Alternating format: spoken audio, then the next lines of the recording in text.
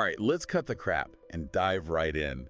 This deep dive we're looking at. You know that thing where some asshat tried to 3D print Yeah. a freaking indestructible microscope, like the kind you could chuck across the room, and it wouldn't give a shit.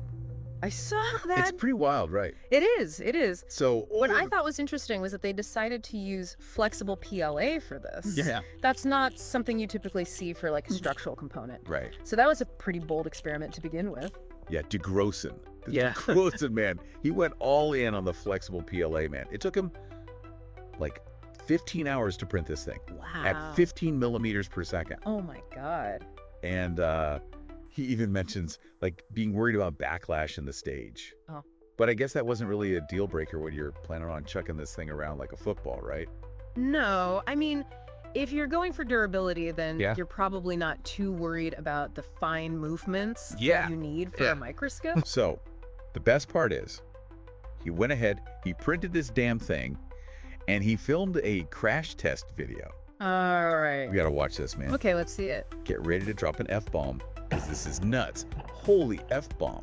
Whoa. Did you see that? Wow. It bounced Yeah. like a freaking bouncy ball. You wouldn't think PLA, even the flexible kind, had hold up Yeah. to that kind of impact. I know. That's pretty impressive. Dude, I'm kind of pissed off that my microscope can't do that. Well, hold on.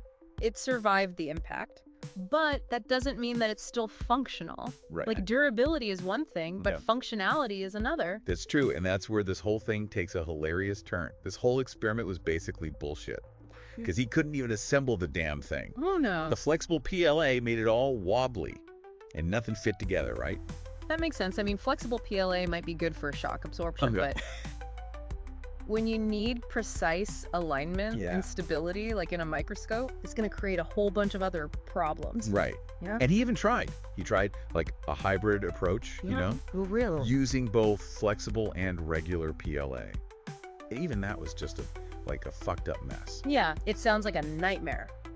So, like, what's the takeaway here? Is flexible PLA just complete crap for anything other than, you know, making like those stupid little fidget toys or whatever? I wouldn't say that it's useless, Okay. but this is a really good example of how crucial material selection is for 3D printing. Right. You can't just focus on one desirable property, Right. like right. flexibility, and ignore the bigger picture. Yeah. In this case, that flexibility that made the microscope seemingly indestructible Yeah. also made it impossible to use. I bet this dude was so pissed off, man. Oh, absolutely. Like, I'd be dropping F-bombs left and right if I spend 15 hours printing something, and then it's just a total waste of time. I think that's a good lesson learned for anybody getting into 3D printing. Right. You really need to think about What the intended function of your object is, Yeah. and then choose the material that suits those needs. Right. It's kind of like cooking. You need the right ingredients for the dish you're making. This whole thing makes you wonder, though, like, what other materials could we use for 3D printing something as intricate as a microscope? Like, maybe there's some crazy indestructible material out there just waiting to be discovered. Like, imagine a microscope you can literally throw at a wall and it would still work perfectly. Yeah. And hopefully it wouldn't require a string of F-bombs every time you tried to assemble it. All right, that's our deep dive for today, folks. Until next time, Intam.